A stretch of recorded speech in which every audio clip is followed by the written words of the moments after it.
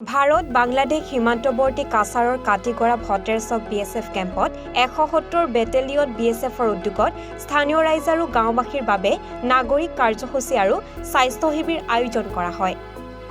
উক্ত অনুষ্ঠানত উপস্থিত থাকে BSF শিলচৰ ছেক্টৰা DIG কুলবিন্দৰ সিং, ১৭০ বেটেলিয়ন BSFৰ কমাণ্ডেণ্ট বিপিন কুমাৰ যাদৱ, 2IC সুমন সাহুসহ আন আধিকাৰীসকল। অনুষ্ঠানত পশ্চিম কাটিগড়া ভাৰত বাংলাদেশ সীমান্তৱৰ্তী মহাদেৱপুৰ, চৈতপুৰ, লেভাৰপুটা, পীৰনগৰ সহ কেইবাটাও অঞ্চলৰ প্ৰাথমিক স্কুল, VDP আৰু স্বেচ্ছাসেৱী সংগঠনৰ কৰ্মকৰ্তাসকলৰ হাতত স্কুল বেগ, ছাতি, টৰ্চ লাইট, ফুটবল, ভলীবল সহ বিভিন্ন খেলৰ সামগ্ৰী বিতৰণ কৰে BSFৰ আধিকাৰীসকলে। ইয়াৰ লগতে অঞ্চলটোৰ 3জন দিব্যাংগ ব্যক্তিক হুইলচেয়াৰ প্ৰদান কৰে।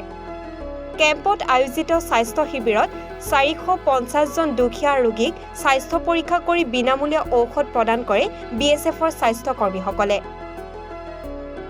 কাটিগড়াৰ পৰা পাৰ্থসাৰথীৰ প্ৰতিবেদন, এনিভাৰত 24।